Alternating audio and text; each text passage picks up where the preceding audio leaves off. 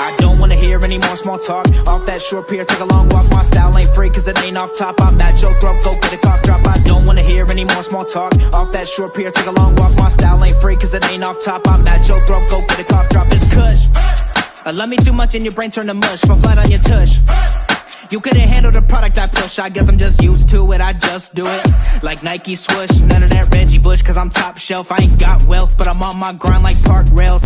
I'd sell the shoes right off my 2 feet, then add one, that's a yard sale. Got dumb bars that be smarter than Harvard, Yale. Take your pictures elsewhere, you wanna be TMZ, I wanna be VIP. Quit pandering, I'm not answering, cause I don't wanna hear any more small talk. Off that short pier, take a long walk. My style ain't free cause it ain't off top. I'm at your throat, go get a cough drop. I don't wanna hear any more small talk. Off that short pier, take a long walk. My style ain't free cause it ain't off top. I'm at your throat, go get a cough drop.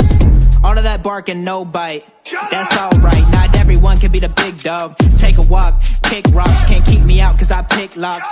They hearing me knocking, I'll never be stopping. I keep this shit popping like lip gloss. Well, all right. Ladies and gentlemen, thank you for joining us on another edition of Unscripted on the All Sports All Plays Network. It's awesome. We got one of the guys that I really respect, and he's obviously played for numerous teams, the Buffalo Bills and the Dallas Cowboys. Before I get to him, let me introduce Loagn Landers.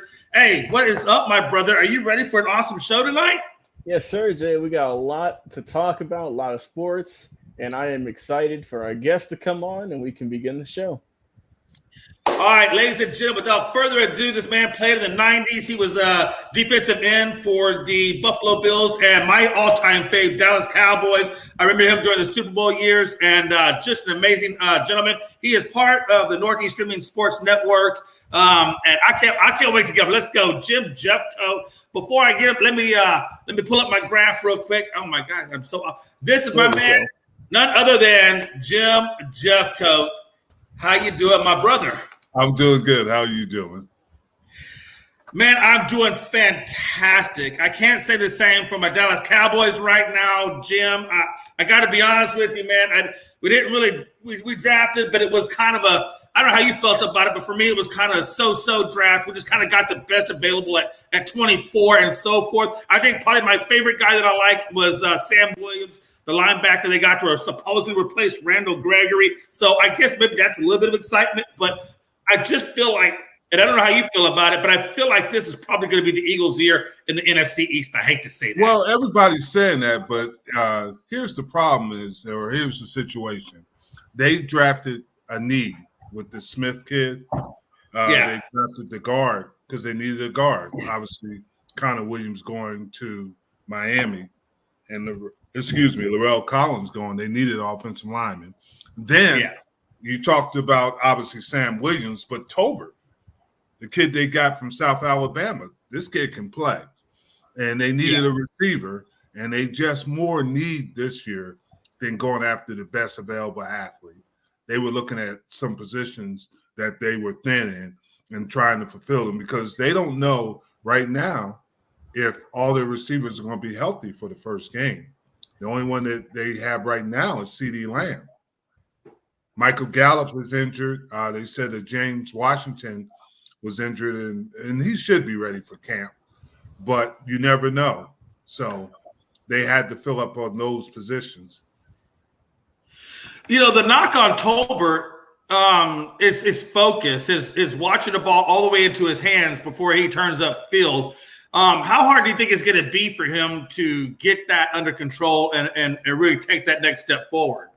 Well, with receivers in this day and age, they can learn that. If they have a good wide receiver coach, they can get more focus. And he's getting paid now, so that should help him get more focus. And he's got an opportunity to play early. And anytime you got an opportunity to play, and he already in the OTAs right now, and he's learning things, and they're getting on him about being more focused. But he does have talent, and he can make plays. And anytime you get playmakers, that's a positive to your team. Oh, yeah, no doubt. Absolutely. I think Loagn kind of sees that since his Raiders brought in the awesome Devontae Adams and speaking of playmakers, how far are we looking at that? Especially in the West, especially how competitive. With all the upgrades with Denver and San Diego and whatnot. I mean, the West is going to be crazy. Everybody's saying that, but you got to look at the other divisions. Obviously, Buffalo is going to be hard with Josh Allen. Anytime you have Josh Allen and Diggs, you got a chance. The West is going to be better because you got, obviously, the Raiders that have upgraded. And then we know about what happened in the Chargers, Denver. And it's going to be a tough division, but it's all has to be played on the field. You can say whatever you want. There's teams that are going to rise, teams that are going to fall. You just don't know which ones are going to do it. And it really boils down to health. The Raiders are going to be pretty good. There's no question, but they do have a new head coach. And he wasn't very successful in his first run, but Bill Belichick wasn't, so we'll see. Fingers are crossed, all of them. Speaking of, what he's talking about, especially Logan, how worried are you that, Josh McDaniels was just kind of like, and I hate to say this word, but I'm going to say it. He's kind of like the puppet for Bill Belichick, and maybe his success is based on Bill Belichick behind the scenes, kind of like Andy Reid, in my opinion, is with Eric Bieniemy. I mean, they kind of had the same conversations. How do we really know that Josh McDaniels is going to be that guy when he separates himself from Bill Belichick? Well, like I said, it remains to be seen. Like we said, his first run as a head coach obviously was unsuccessful, didn't have a good record, and he has been a head coach in a few years, but now he's got even more experience under his belt, coming into a team that is locked and loaded, revamped. Their offense is going to be off the charts. Their defense, I'm still worried about a little bit because they've always had issues on defense. But hopefully, as long as the offense can put up a good amount of points, the defense can be good enough to get things done. But as for McDaniels, it seems that, Carr, seems like a lot of the team is already behind him and they want to succeed with him. But like I said, it's hard to tell just on paper, man. You got to see how it is in game film, in footage on the sidelines, and that's where we're really going to see if he is the right fit for this Raiders organization. I got one question for Jim before we get into the topics. You played under Jerry Jones when Jimmy Johnson was there and so forth. You kind of saw that portion, even in the Barry Switzer and so forth. Now we kind of look at the Cowboys, 30 years since, almost 30 years removed since their last Super Bowl, and we still have not seen really, we haven't even sniffed, the NFC East or the NFC Conference. Do you think as long as Jerry's there that we're just doomed? Or do you ever see a light at the tunnel where we're going to get back to where we used to be? I think it is. I never forget what Jerry always said. There's only a few owners in the NFL that really want to win championships. He wants to win because he's 79 years old, soon to be 80. He wants to win. And sometimes that's a deterrent, but I think he wants to win, and he's going in a direction to help this team win. Now, you have to also understand is that they can't make all those unplanned mistakes. They can't jump off sides from both offense and defense, get a crucial penalties at crucial times. And that's not ownership, that's coaching. And the coaches have to be able to be more disciplined with these players. They can't be doing all the things they did last year because the NFC East, let's be honest, wasn't as tough as it is going to be this year. So they're going to have to be more disciplined, and they're going to have to want it more. Right. And I hope Zeke Elliott is going to help too if he's truly healthy. And which is really weird to me because, the offensive tackle Tyler Smith that they took in the first round, although he does have a lot of upside, the one negative he has, which is obviously a big negative that the Cowboys have, we all know it, is that they create penalties so much so that, the game against the 49ers was nothing but penalty-driven. And then we go and draft an offensive lineman that is penalty-driven himself. How do you think they can break him in that? Or do you think it's going to be another detriment? Well, here's the thing. He was playing left tackle in college. He's going to be protected at the guard position. He'll start at left guard, and he'll eventually take Tyson Smith's place. So right now he's protected. It's a little bit different when you're out on that island. I don't care what level of football you're playing. it's a little bit different when you get out there on the space because most of the time on that side, the right ends are the premier pass rushers. Right. And that's the issues you run into. He won't have that. Now he's going to face bigger and stronger guys inside because you're going to have powerful interior guys. You know, then if you're playing the Rams, you got the Aaron Donald. You got Jordan Davis, the big kid from Philly, and he's weighed 340 pounds. So you're going to have to be, stout in there. The last question I have, and I think it's been a question that's been forever, but I've never asked you this question, but it's always been a question I've seen asked many a time, is that, Jerry Jones kind of wants a certain type of coach to lead that team. And obviously, I think Mike McCarthy, Bill Parcells, they all kind of fit that mold. I personally don't like Mike McCarthy. I think he's kind of antiquated. I think he kind of got lucky with, Brett Favre in the year at Green Bay. I would have much rather seen him go with the Brian Flores type of guy or something, maybe even bring in Eric Bieniemy. I don't know, something a little bit different than the traditional guy that he's gone with in the past. How do you feel about McCarthy, and do you think that Jerry will ever go outside that mold? I think this is a crucial year for Mike McCarthy. I think that he's going to have to show some improvement, and it's going to have to be dramatic improvement. It is not going to be just winning one game in the playoffs. He's going to have to win a few because you got Sean Payton sitting out there. And when I was on the coaching staff, Sean Payton was the quarterback coach under Parcells. So I'm sure him being out there is going to have to – McCartney's going to have to do better. He's going to have to win some games.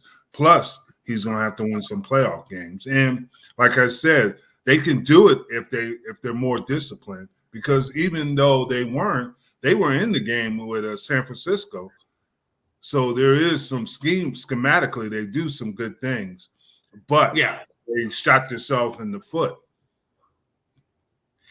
Absolutely. We're going to get into – now, I also know that you have to be very, very knowledgeable in the basketball realm, so I'm going to tap into that on this show, Jim. So we're going to get into a little bit of finals that we got going on. And I want to get – first of all, I saw something that really kind of struck my fancy, and I wanted to kind of get you guys' reaction on this. I told my wife, and she couldn't believe how crazy this was, but there's a Celtics fan, Jack Bienvenu, that got a championship tattoo for the Boston Celtics already. He's got this champion. What the hell is this guy going to do if they don't win the championship? Find a nice tattoo artist to cover it up. Hey, listen, I'm all for fan sportsmanships and things of that nature, but damn it, that's not going a little too far. Yeah. He can lie and say it was from another year. Hey, they won 17 championships. Yeah. Oh, hey, no. Live and in face. Hey, Philly sports guy. What's going on, man?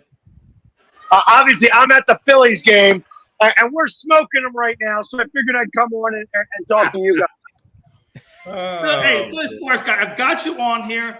I know you're not going to be able to stay long, so I've got to get this out of the way. I know we're talking about NFL, but I got to break real quick, and we're going to talk real fast about these Phillies and the issues that they're having. Look, man, you guys, like me and Jim and Logan were talking about, you guys are at $233 million on your payroll. You're not really getting what you want out of it. I know the bullpen is probably one of the biggest factors in Joe Girardi's firing. How do you feel about Joe Girardi not being there, and how do you think – or do you think that the Phillies will get turned around from this point going forward?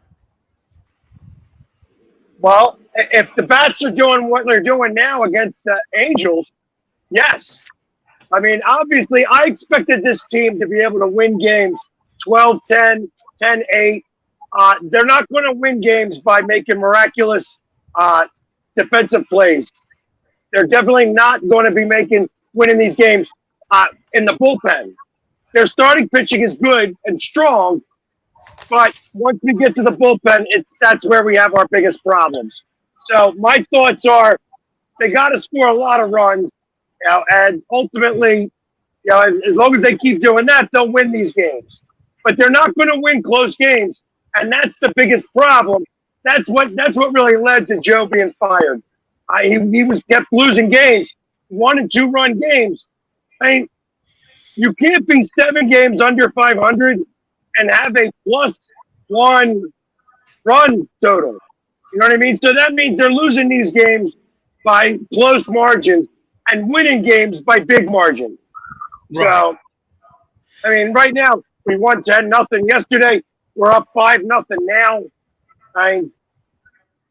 It's looking better now that Joe's gone. So you guys, you fired Joe Girardi, and I guess what I'm saying is, do you think at the trade deadline, do you see you guys making some moves? Obviously, the bullpen would be where you make the moves at. Do you think you guys are going to be active in the trade deadline, trying to find that bullpen help to get you over that hump? I'm not exactly sure what they have available for trade to get bullpen help. My thoughts is that we're going to need some of our pitching down in the minors to start to step up. I know that there's one guy down in AAA right now who's doing really well. He's a starting pitcher. And if he was to come up, I would think that they'd have to move Ranger Suarez to the bullpen. And that'll help a little bit. But we need help. But I don't think that we have any assets for trading. I think that if there was anybody who I would trade to try to get somebody, you got Rhys Hoskins, who I think has got some value. Short of that, I don't know of anybody else that's got that type of value that's going to be able to pull back stuff in the bullpen. And that's really hard to do. Anybody who's going to be in the playoff battle is not going to want to give that up. And anybody who's not are going to want assets that are going to help them next year, not this year. And that's why, Rhys is like the one guy who kind of, maybe we'd be able to do something with, but even then, I'm not sure. So, Jim, I guess my question with you would be, like he just said, I mean, look, these guys, they got the reigning MVP. They got a National League MVP. They got 5 2021 All-Stars and a payroll above the luxury tax. If you're the GM of that team, what are you looking at trying to do to turn this team around other than just get rid of Joe Girardi? Well, it looks like they did that with the interim coach, and it looks like the team is responding. Pags could talk about that a little bit more, but it looks like they're responding. You saw what they won by yesterday and what they're winning by today. So something is going on. If they can keep on that same path, then they'll become competitive. Yeah, I agree with you. And Logan, I guess my question for you, Logan, is, they've come out and said that they want to hire somebody, from within that can be the new voice of the team. Do you see them staying on that course, or do you see them bringing an outside voice in, or do you think they're going to wait and see what this interim manager does and maybe even offer him the job if he does well enough? I think they're going to wait and see. Obviously, it's a very small sample size, but so far, I mean, the Phillies are looking good in these past couple of games. And, we've seen interim coaches come in and absolutely change the clubhouse, change the way these guys play, put them on winning streaks, make them, get in the division title race. So sometimes just a change of manager, and I know it's always, you fall on the manager whenever your team's not doing good. That's the first chopping block to go. And, if this interim manager can do good for the Phillies and get them back in the hunt, get them above 500 and have them competing for that NL East title again, then it would not surprise me at all if they stick with him the rest of the season as well as into the next few seasons. But ultimately, if it doesn't work out at the end of the season, they're going to keep looking. And if they think it's someone else in the organization, whether it's in the minor leagues or someone as a bench coach, a first base coach, etc., then they might go that route. And Pags, nobody knows the Philadelphia Phillies organization obviously better than you do. I got a 2-part question for you, and it's really simple. Do you agree with Logan, or do you think that is there somebody in that Phillies organization that they can bring up that will be doing the job they're looking for, or do you think they need to go outside and measure it? And also, secondly, what would be an acceptable finish in terms of record for you to say that this season wasn't for loss? So I've been saying from the very get-go that I need the Phillies to be at 500 by July 4th. And if that's the case, I think that they'll go on a nice run to go and actually and start to get in the playoffs.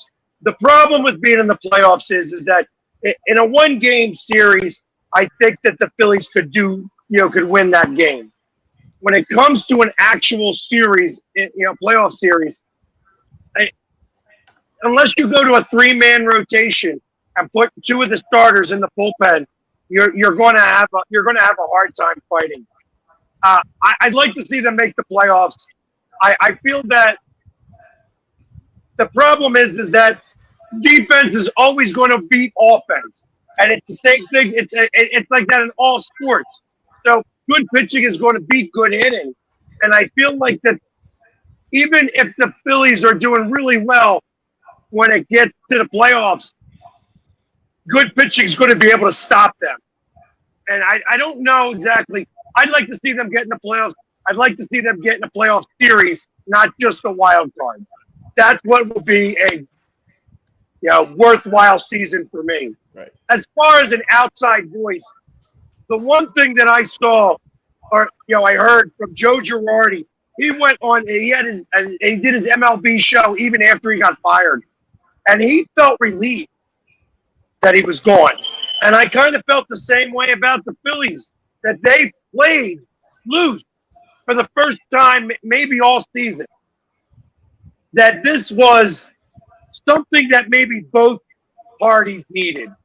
Joe got, I don't think Joe was really meant to coach in Philadelphia. Like in New York, you can get lost in the mix because there's so many New York teams. But in Philadelphia, you're under the microscope. It's hard to be a manager or a player in Philadelphia because the fans know their sports and they're going to ask questions, and the reporters are going to have to ask those questions. And you could tell that Joe just wasn't really feeling it. And I tell you, for the first time, when I heard his podcast from MLB Network, he sounded excited to be relieved to be done with coaching the Phillies. And like I said, the way that they played last night, it was like the bats were firing on all cylinders. And, of course, it is the Angels that are on now a 9-game losing streak. Hopefully it remains this way and it makes it 10 games. But I feel like that it wound up being maybe a perfect storm of things to happen. But I knew that they needed to do it before this series and get rid of Girardi, because obviously with the Angels doing well, he didn't want the Phillies to sweep the Angels and then fire Girardi, because that seems like the worst time to do it. So I knew that especially when he's coming off a win. Why are you going to fire him when he's coming off of a win? But yeah, one win is okay, but realistically, they needed to make the move before that. So, and here it is. Now it's happened, and since then we've scored 15 runs. Hey, and it shows that I guess you're right, man. They are playing loose, and it's showing, and hopefully, they can keep that up at least till they, I really kind of hope they beat the Mets. I hate the Mets. I hope they beat the Mets. Look, unless Jim Jeffcoat loves the Mets, in that case, I hate the Mets. Yankees. Just Yankees. I know. I just to put that out there, just in case. Hey guys, listen, we're talking finals now. They always Mets it up. Hey, real quick, finals. Man, who the hell had Boston doing what they did in the fourth quarter? They're the first team in history to be trailing 3 quarters and then still win by 10. That's insane to me. And Jim, what is your opinion of this series? Does it now make us take more notice on Boston, or as Draymond Green kind of puts it nonchalantly, we'll be fine. It's one game. Well, I had Boston winning in 7. I think, and Pags probably agrees with me, is that defense. And I think Boston is a better defensive team than Golden State. Golden State has better shooters now, but they can Boston can D them up. They have enough bench and they have enough players. And Golden State is not used to playing that physical type of basketball that Boston plays. They'll get up in your face. They're going to make the refs have to call it. They're going to have to make them, if they call the game tight, then it's a little difficult for Boston. But the way they called it, that was in Boston's bag right there. They love that. And plus, people don't realize that these teams were number 1 and 2 in interior points. They were number 1 and 2 in the NBA in interior points, and Boston took that away from. They took that away from Golden State because everybody thinks Golden State is only threes, but they eliminated them getting all those interior plays. And you got to remember too, Jason Tatum didn't have a good game. Yeah, he had an average game. Jaylen Brown, Horford, and Smart were the ones. Absolutely. And Pags, I guess off of that, how are you viewing Horford now? I mean, look, this is not the first time that Horford has really stepped up and did some big things. Horford had a hell of a game, 6 of 8 3-pointers, 26, 6 and 3 was his line. Are we starting to look now, if Horford gets a championship out of this and continues to play at this level, at what point are we ever going to look at Horford as a Hall of Famer or at some point, or what do you think? What? Did you just say Horford as a Hall of Famer? Come on. I'm just asking a question. Don't shoot the messenger. I ain't a Boston fan in the slightest bit. But so, I mean, I look at this as that they shot over 50% from 3 and inside the arc too. So, like, I feel that Boston's going to win this series by scoring points in the paint. That all the Warriors got to do is start protecting from 3-point range, and they're going to have a bigger chance of winning this series. Yes. Like I said, they were winning in 3 quarters, and then Boston turned it on in the 4th quarter. But they were shooting 50% the entire game, And in the 4th quarter is where the Warriors started to not shoot for 50%. Only wound up shooting 40% for the game.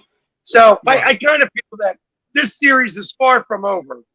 But Horford has got a lot more to do before he ever gets even sniffed by the Hall of Fame. So, just my opinion. Don't worry, that was Logan's question. I didn't want to ask it, but I had to put that in there. Okay, if you say so. Hey, Logan. Hey, listen, Logan. Take one for the team. Damn. All right, fine. I'll take one, Jay. Former Atlanta Hawk Al Horford, Hall of Famer. Is that what you want me to say, Jay? Is that what you want me to? Is that what you're baiting me to say? Hey, whatever makes you sleep. Hey, listen. Here's my deal. Thompson, right? Pedestrian, 15 points, but 6 of 14 shooting, 3 of 7 at the 3-point line. In previous championships, Thompson was a true splash brother. I mean, they were knocking him down, no problems. Now it's Kai Thompson will give you a little bit here, but not really truly looking like his old self. Is Thompson going to be the liability of the Warriors? I don't know about liability. I mean, it was a rough game. It wasn't like he shot horribly, but like I said, he's still coming off those injuries. He's still obviously, I'm sure, not 100%, and we're going to see how he can bounce back because we always see Clay has a rough game, and then the next night he comes out and shoots 40 on 60% shooting. So if he gets hot, then the Warriors have a good chance of getting it done. But it's like you said, he didn't have a good night. Andrew Wiggins outscored him, who's done really well these playoffs. And I think that in order for the Warriors to get this win tonight, you're going to need Thompson to shoot a little bit better, and you're going to need Draymond Green especially to shoot better or shoot less, because 2 of 12 is not going to cut it any night of the week, whether it's preseason, the regular season, or the postseason. And also, too, another thing about the game, Jay, that I feel that people aren't talking about a lot, is the Warriors got out-assisted, and the Warriors are one of the top passing teams in the league. The Boston Celtics beat them by close to 10 assists as a team. And like you mentioned, with that 40-point 4th quarter, they were feeling it. They were dishing the ball to everybody. And with Horford having that big night, with obviously with Jaylen Brown having a good night, Tatum not having a good night at all, you needed those other role players to step up, and that's how they got that win. Your number one player had a horrible night shooting, and you still beat this team. You were down by a lot, and you still won by 10 points, and that's a great way to kick off the series. What people feel to remember is that both of these guys played for who? Greg Popovich. Both of these guys did what? These coaches. They coach for Greg Popovich. So they understand how to coach, and both of them do. But the thing about Boston, I keep telling you, they are a nightmare on defense. they are a nightmare because they play. And I know they had the big the fourth quarter where they were hitting the threes. But what makes Boston dangerous is their defensive play because they're maybe one of the few teams that can. And Curry started off he started off hitting everything from three. But the second quarter, how many points did he score? None. If you remember, third quarter he came, but they can do things to you defensively and take people out of the game. And I would take Curry out of the game and let if the other guys can beat me, so be it. Hey, Pags, I see you over there giving those photos and autographs. Hey, how much does it cost for a Philly sports guy autograph? Because I got about $20. For you, it's going to cost you a lot more. Damn. Man. I knew that was coming. Hey, about to say, Jay, the appearance on the show is free. Everything else you got to pay for. Hey, listen, my wife costs more than Pags, so I get it, man. I get it. I pay money all kinds of places, so I expect Pags to be a lot of money. No doubt about it. Question, Pags. What is doubt? I've said this all along. Boston has to show up everybody, and obviously that happened. Boston went in there, and everybody, even White off the bench, gave you like 32 points. So clearly they listened. What do you see going into game 2? Boston, Golden State. Do you think Golden State rebounds and takes it and they go back split 1-1? Or does Boston come away with 0-2 or 2-0 going back to Boston? I think Golden State takes the second game. I feel like that they're not known for their defense, but they're going to start getting in their faces. And they're just going to be playing a little bit tighter man-to-man on the Celtics, and that's going to be enough. Like I said, Celtics shooting 50%. That's not something that they're able to do all the time. And I kind of think that, the Warriors are going to be able to quell that a little bit and tie it up and then go back to it's not going to be – this isn't an all-Boston series. Agreed. And Jim, to kind of chime off of what Pags is saying, we know Tatum gave up, 3 of 17, but he got 13 assists. So even though he didn't necessarily shoot the ball well, he really contributed on the assist side, the creation side, and everywhere else.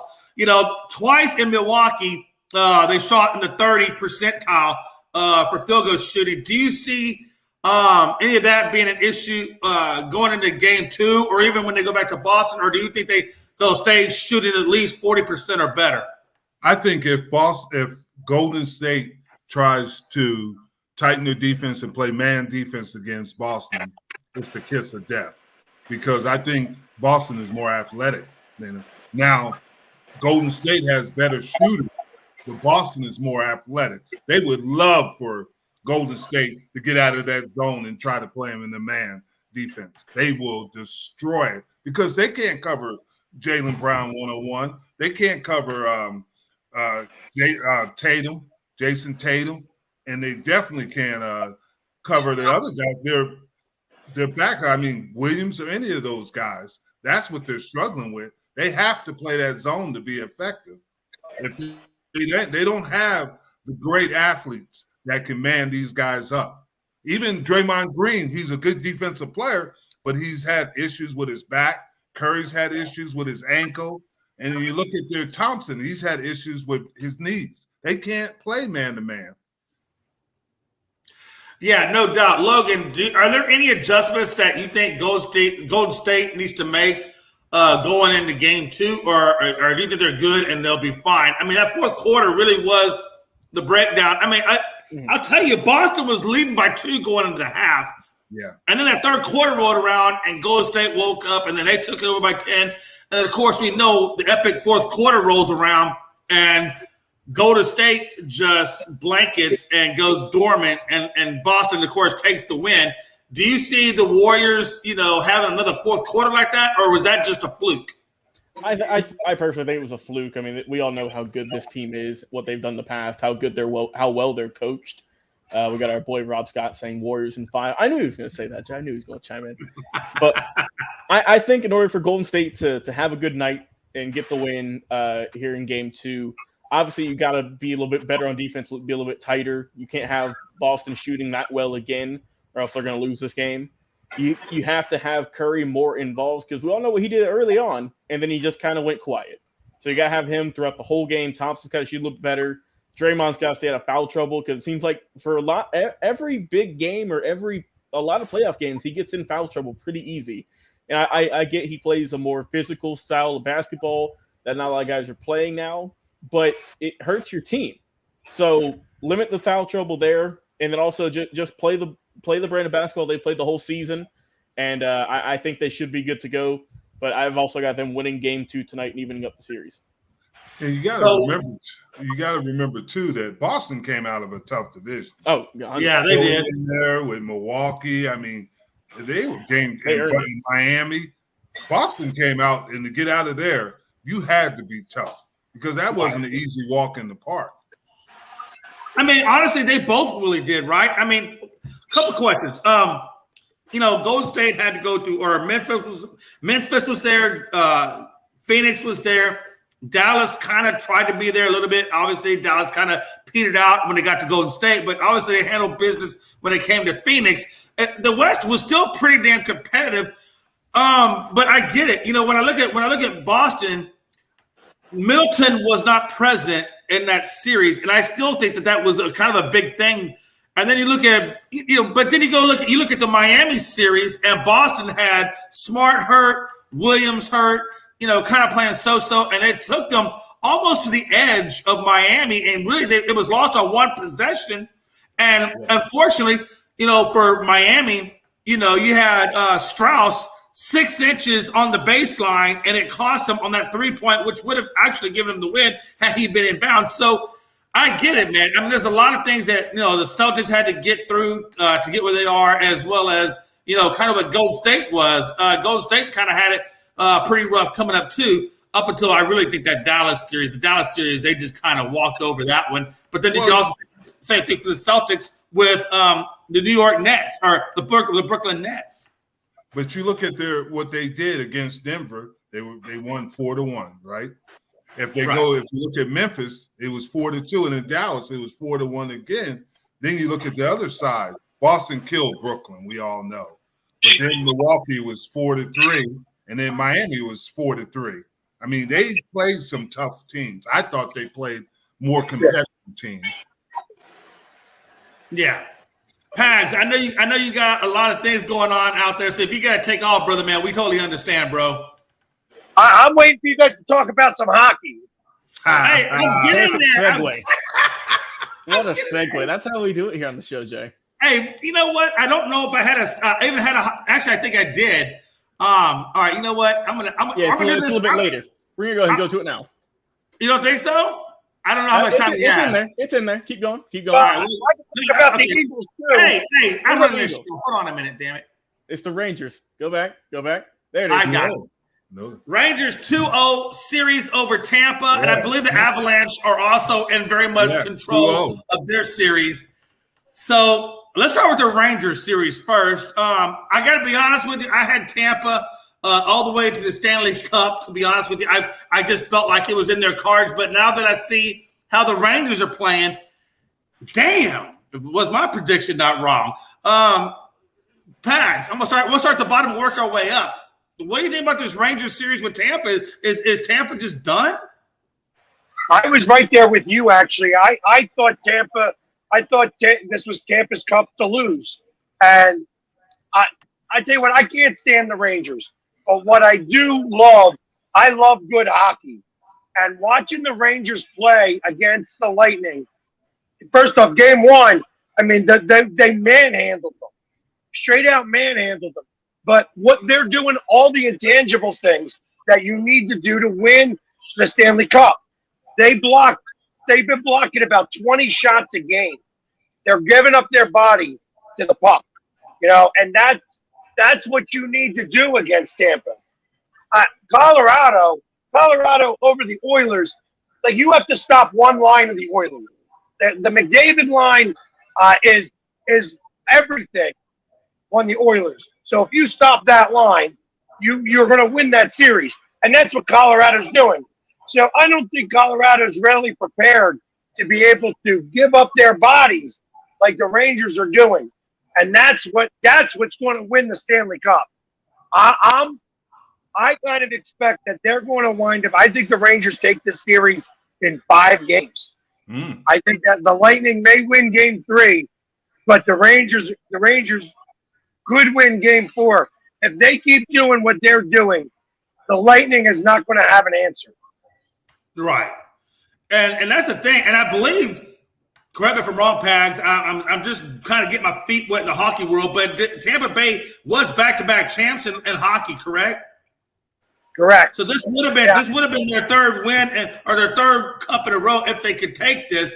So how detrimental? I mean, damn, isn't that crazy? I mean, they almost had the three-peat, and obviously, I don't think you see Tampa making any kind of comeback in this series. Well, I mean, they have the people to do it, but their goalie's got to play a lot better. But Vasilevsky is the guy who won them 2 cups. They've got 4 Hall of Famers on that team, so don't think that that's not part of it. But Vasilevsky is the guy who's the one stopping the puck, and he's not doing what he normally does.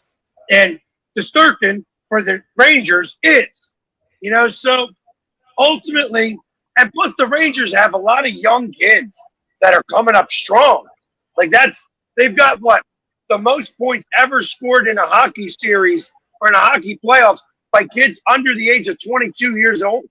Zibanejad is a great player. I've always been a Zibanejad fan, even though I'm a Flyers fan. But these young kids are just doing all the things they need to do to win a cup, and they're hungry. And I think that's part of the problem with Tampa Bay. Yeah, that hunger is going a little bit. They beat Florida, and that was part of what was happening. Was that, as you hear the fanatic drive by. But, So Jim, based on what Pags is saying, we know in game 1, defense is what really helped the Rangers get that win, and then game 2, offense really came into play. How do you see games 3 and 4 going for Tampa? Do they make a comeback, or is New York just too much for them to handle? I'm deferring to Pags. Whatever Pags says goes. Hey, that's what I was going to. I just wasn't sure if your dog's as good as I was. If Pags said they're not coming back, they're not coming back. Hey! I think that they can win one of the games, but they got to play so much differently, and they're not used to that. They're not used to the game being taken to them the way that the Rangers are doing that. And had Florida played that way, they'd have beaten Tampa Bay. Florida had enough players to do that, but they didn't. The Rangers are just, like I said, they're playing hungry. They've got a lot of young kids. This has been built for a while, and the Rangers just didn't make the playoffs the last couple of years. Now they're here, and I tell you, it's going to be hard to stop them because they got the momentum. And I think, like I said, I think it's going to be a close game. I think Vasilevsky will steal one of these games, and it'll be like a 2-1 game that they'll win. But the following game, the Rangers are going to go back to scoring goals. And the Lightning is not going to be able to keep up. Logan, I know you kind of follow me. I know you're kind of a Carolina guy. I follow Dallas Stars, obviously. Texas ain't got but one hockey team. So, how do you feel about this Rangers and Lightning? Are you seeing them? Are you seeing the Tampa Bay coming back? I know I kind of picked Tampa Bay to win. But are you kind of where Pags is at, where it's just New York is just a lot more hungrier and obviously a little bit better outscoring them and on the defensive front than what Tampa Bay has to offer? Yeah, that's kind of how it's been these first 2 games, and I think that's how it's going to continue the rest of the series. It's like he was saying, they're younger, they're hungrier, they got that speed. Tampa Bay, obviously, they're more experienced, which helps, but experience isn't always the biggest factor. And with New York playing the way they have, the way they played against Carolina, and really the whole playoffs, they definitely are riding a huge wave of momentum right now, and I think they'll end up taking this series. And in some ways, Pags, do you think that the way New York is playing, when we talk about the hunger level, and possibly maybe even look at the way Boston is playing against Golden State and their hunger level, that these two have something in common? I don't know. I thought that the Warriors are hungry. Boston showed a little bit more hunger. You know what I mean? I think that Boston's definitely the hungrier team, I think. But I think that the Warriors still got a lot left in the tank.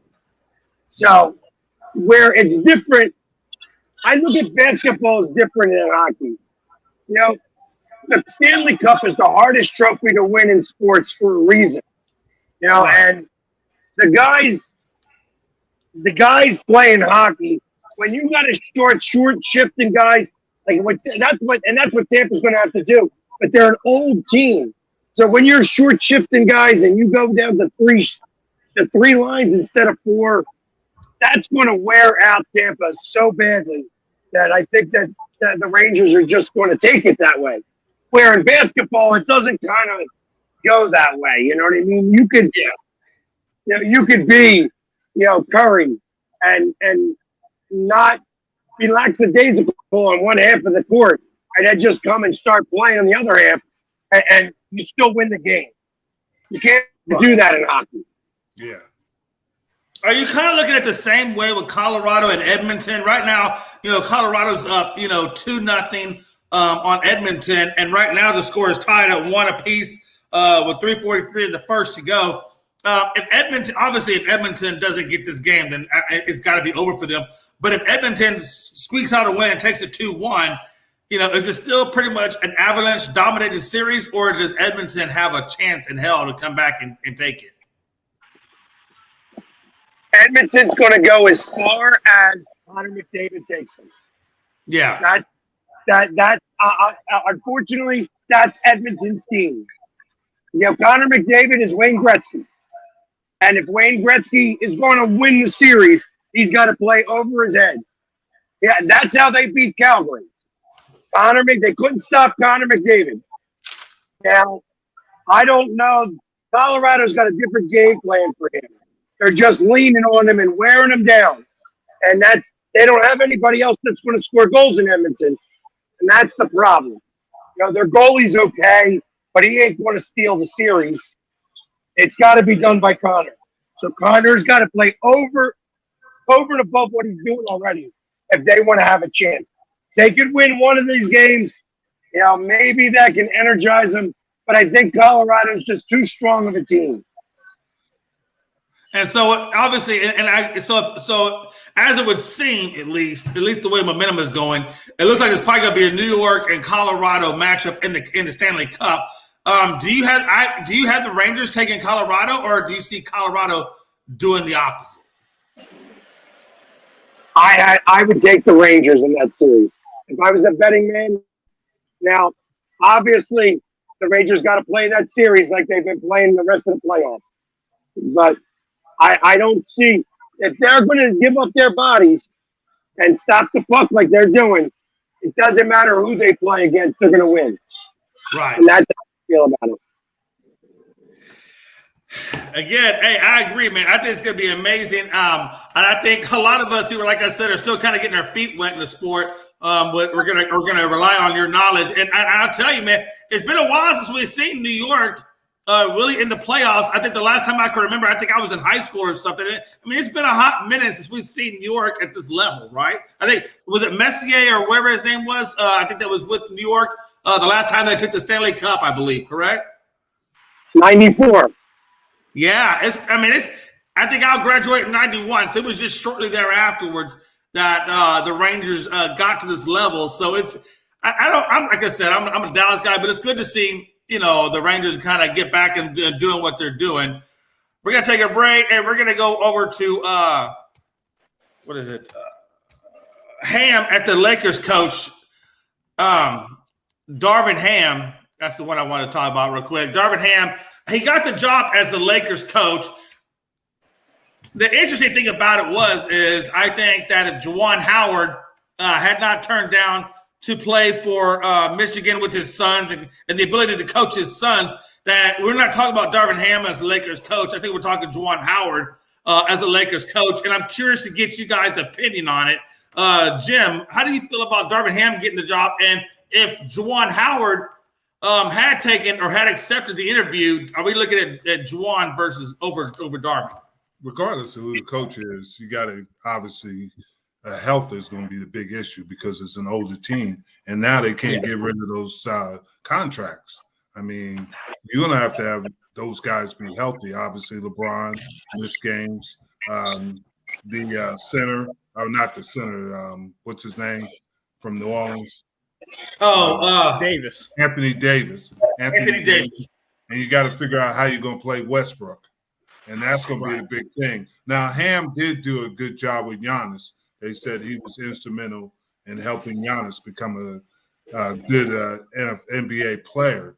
But that is, and Ham is a no-nonsense guy. He is a no-nonsense. He won a championship with Detroit, and he's done a nice job where he's been. He was in Atlanta with the coach from Milwaukee, and now obviously he was in Milwaukee.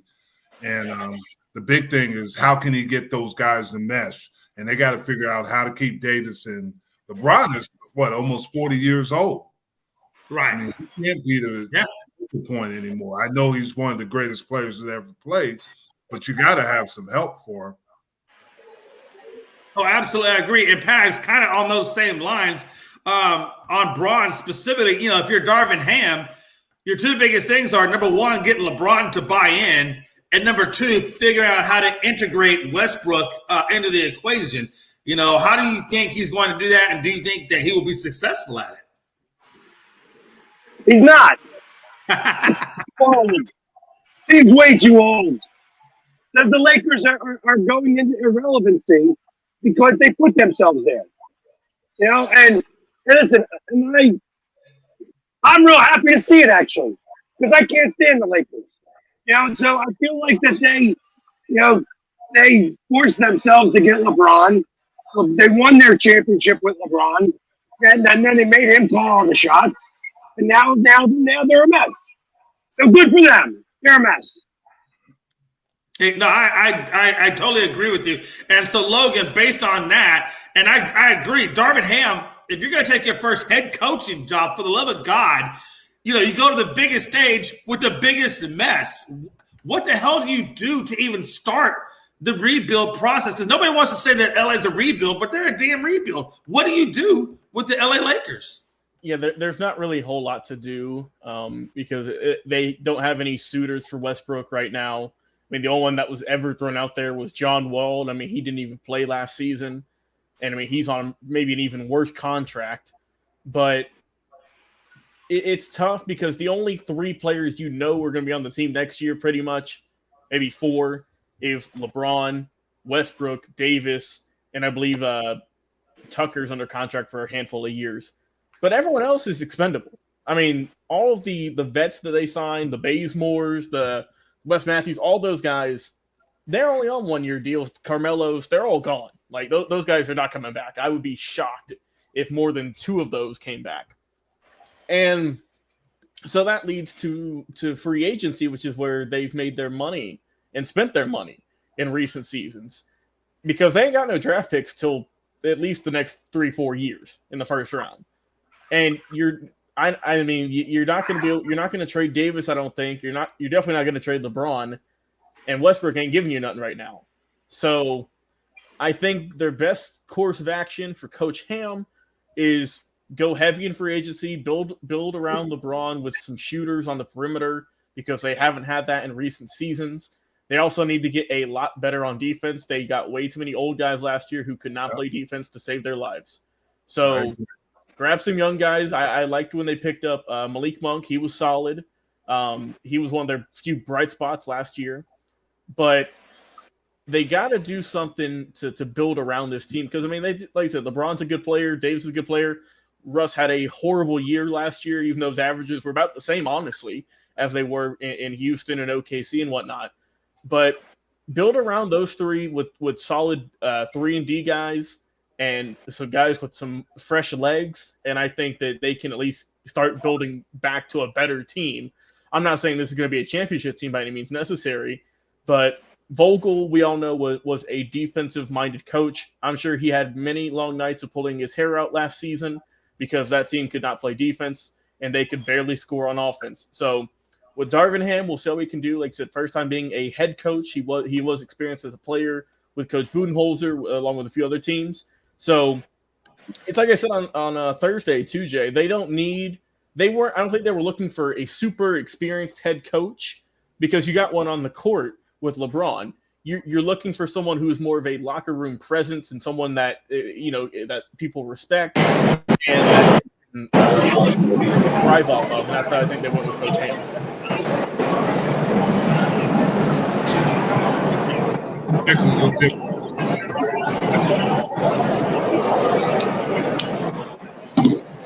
That's some interference or something there. But yeah, no, I definitely agree with you. I'm gonna switch. Hey, so we're gonna get close to the end of the show. I'm gonna rapid fire these last two topics so we can get through them. Sleeper team in the NFL this year. Jim Jeffcoat, if you had to pick out a sleeper team, who would you pick? I think the New York Jets are going to be better than people anticipate. I don't think they're going to be a Super Bowl team, but I think they're going to be competitive this year. You know, Bart Scott came out and said that the Jets lineup was going to be twice as good as what the Patriots have. How do you feel about that? They got more talent. I don't know if they're more experienced. I think the Jets will be better this year because they have structure now, and they haven't had that in the past couple of years. Right. Tags, who's your sleeper team this year, brother? In the NFL? I mean, I guess first off, I got the Eagles going to the NFC Championship game. Does that make that a sleeper? Hey, I don't know, man, because, I don't know, because honestly, the Eagles did extremely well last year with what they had. They got to the wild card in Jalen Hurts' first year. So I think with the upgrades they've done, they're almost a little bit out of the sleeper realm almost. I think they're almost kind of predicted to get the NFC East crown at least, and they should push into that realm. So I don't know, man. I agree with you. For me, I had Minnesota as my sleeper team. I think Kevin O'Connell coming in there, I think he kind of rights the ship on offense as well as I think defense, especially the only really soft spot on defense for Minnesota I see is probably the secondary. But I think if he can solve those secondary issues going up against Green Bay, and we all know that Green Bay kind of took a hit at the wide receiver core, that I think Minnesota could be quite dominant in that division. So I got Minnesota as my sleeper team. Logan, who's your sleeper team? I'm going to go with two. One of them who almost made the playoffs last year, I think, is going to get in this year, the Indianapolis Colts. You have Jonathan Taylor, one of the best running backs in the league, and then you get Matt Ryan, super experienced quarterback who's going to know how to play a little bit better than Carson Wentz was last year. So I think they'll get in. And then a team who I think improved this offseason that might have a chance against the Buccaneers in the NFC is the New Orleans Saints. They're going to have a great defense, and their offense with Michael Thomas coming back, with all the other major additions they made, they might have a decent shot at that division. I think if Jameis Winston comes out and is able to, leave or pick up where he left off before he got hurt, I think the upside for New Orleans, especially say they just brought in Olave, and I think Michael Thomas is supposed to be back, and those guys are chumming up and learning off each other. Yeah, man, that could be a really good spot for New Orleans, especially under Dennis Allen, their new head coach. Last topic for the night. I see you smiling out there, Phillies. I see you gritting on your head down there. The Saints. No way are the Saints going to be any good. You want a little bit to go in the opposite of sleeper. I think the AFC West.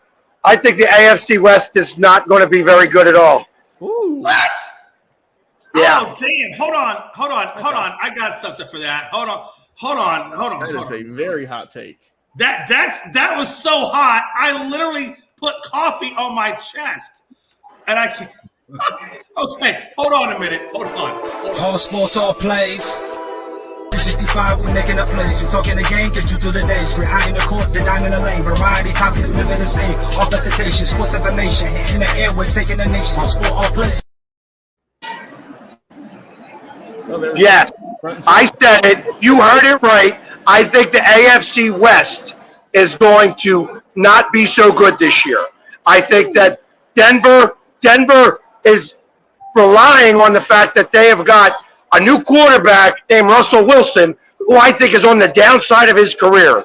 I think that the Raiders got rid of the best parts of their team in terms of their coach and their GM. So I think that they're going to take a step back. I think that the Chargers are okay, but everybody's got the book on how to beat Herbert. Rush them up the middle. So if these teams actually have good defensive line and good middle linebackers, they're going to be able to stop the Chargers. And the Chiefs are going to get a little bit, but they lost a lot of pieces. So everybody's thinking about how the AFC West is going to be so great. I'm telling you that the AFC West is just, they're going to be great on paper, but they ain't as good as everybody thinks they are. Man, that was so hot that my computer melted on the hot tank. That's how hot that was. That's pretty hot. All right, folks, look.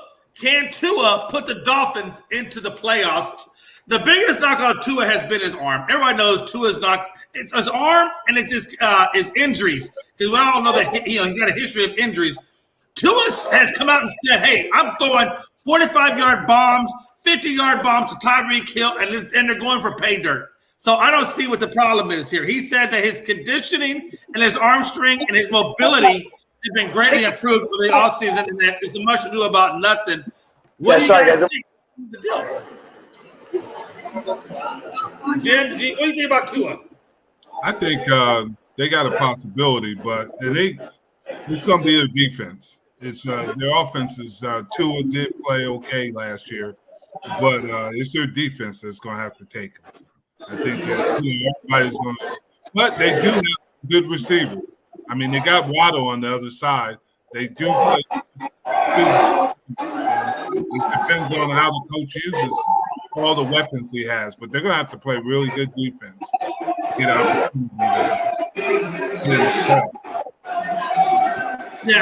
I hear what you're saying. And Pags, another thing too is Tua came out and said that the reason why he wasn't throwing bombs last year was play calling. The play calling in their playbook didn't call for deep passes; they called for shorter passes, and that's why he says that. I don't know. How do you feel about what they're saying and what Tua's saying? Well, I mean, who really knows what was going on with the Dolphins last year?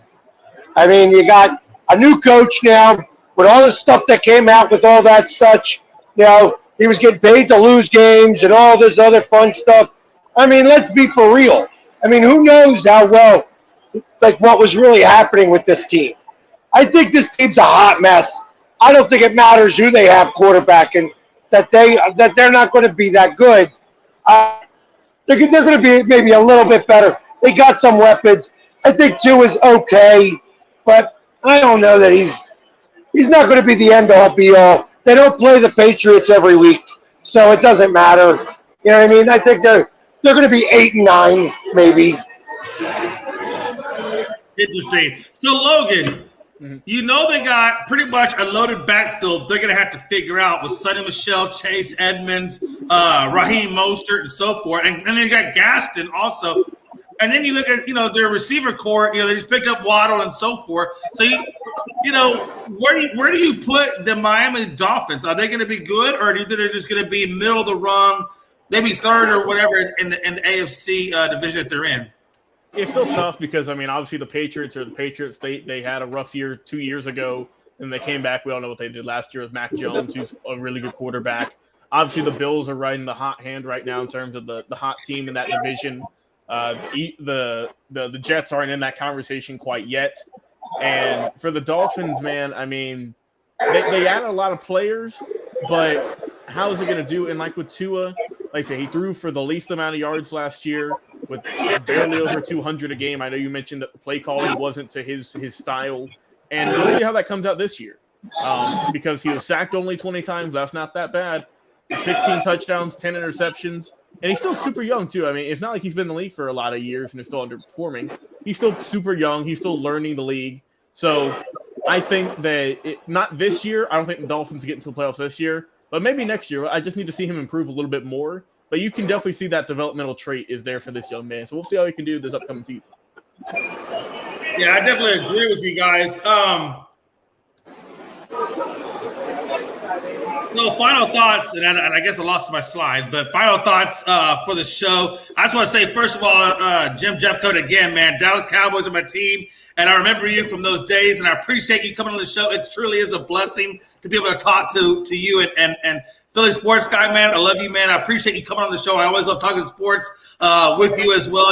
I'm glad you're in the face paint. It's even better when you're dolled up. It blows. It warms up my heart. Again, these guys are from Northeast Streaming Sports, and on behalf of Loagn. Loagn, you got anything you want to say to these guys, or final thoughts? Yeah, just once again, thank you to Philly sports guy Jim Jeffcoat coming on the show and making it a great night tonight. Go watch the finals tonight. Got NHL playoffs as well, and hope everyone has a good weekend. We'll be back on Tuesday. Hey, Jim, where can we find you? I know you're on Northeast Streaming Sports. Are there any podcasts that you want to put out there where we can find you at? Yeah, J&B Talking Shops is on Wednesday night on 8 Eastern Time. And I do it with Byron Williams, the former New York Giants. We're trying to get Philadelphia Eagles so we can take shots at them. Yeah, because that's about the only thing that they could do anymore because they're going to stink this year. Oh my goodness! Hey, Jim. I want you to be able to come back on the show again and visit us as we talk some more football and whatnot. Yeah, I'd love to because the Eagles didn't beat a winning team last year, and they won't be the winning team this year. Yeah, when I get you on, I'm going to try to get Pags on because I love the Dallas Cowboy and Philadelphia rivalry. It makes for a hell of a good show. Pags, man, you know you're coming back on, and appreciate you, man. And where can we find you at? Not that we can't find you pretty much everywhere. Yeah, just you type in the Philly sports guy in any place, and I'm usually the one that comes up. If you can't find me, just Google me. That's where I'm at. And, yeah, you can keep talking all you want, Jim, about how the Cowboys are going to do stuff, but it's only lip service coming from you because they just ain't got the team anymore. This team is going to go down. They're only going to win 9 games this year, and the Eagles are going to be in the NFC Championship game. They have to be the winning team, Pags. They can't do that. We're going to win the East this year, and we're going to the NFC Championship game. You know, I was right last time when I said we were going to win 9 games. We did. I said that you guys are going to win the division. You guys still haven't gotten any further than the playoffs than we have in the last 5 years, except that 5 years ago, we won the Super Bowl, and you guys didn't make the playoffs. We have this recorded. Oh, it's recorded. It's out there. Well, don't worry. We timestamp everything. And I'm going to tell you right now, you guys are coming back on mid-season, and we're going to do a debate. It's going to be Jim Jeffcoat versus Philly Sports Guy. Let's go. There you go.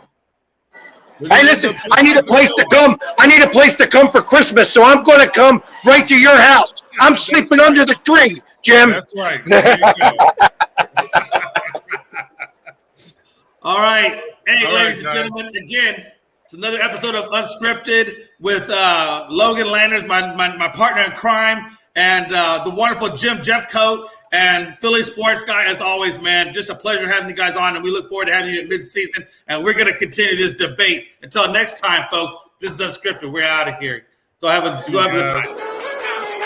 I don't wanna hear any more small talk. Off that short pier, take a long walk. My style ain't free cause it ain't off top. I'm at your throat, go get a cough drop. I don't wanna hear any more small talk. Off that short pier, take a long walk. My style ain't free cause it ain't off top. I'm at your throat, go get a cough drop. It's kush. I love me too much and your brain turn to mush. Fall flat on your tush. You couldn't handle the product I push. I guess I'm just used to it, I just do it. Like Nike swoosh, none of that Reggie Bush cause I'm top shelf. I ain't got wealth, but I'm on my grind like park rails. I'd sell the shoes right off my 2 feet, then add one, that's a yard sale. Got dumb bars that be smarter than Harvard, Yale. Take your pictures elsewhere. You wanna be TMZ, I wanna be VIP. Quit pandering, I'm not answering, cause I don't wanna hear any more small talk. Off that short pier, take a long walk. My style ain't free, cause it ain't off top. I'm at your throat, go get a cough drop. I don't wanna hear any more small talk. Off that short pier, take a long walk. My style ain't free, cause it ain't off top. I'm at your throat, go get a cough drop. All of that bark and no bite, that's alright. Not everyone can be the big dog. Take a walk, kick rocks, can't keep me out cause I pick locks.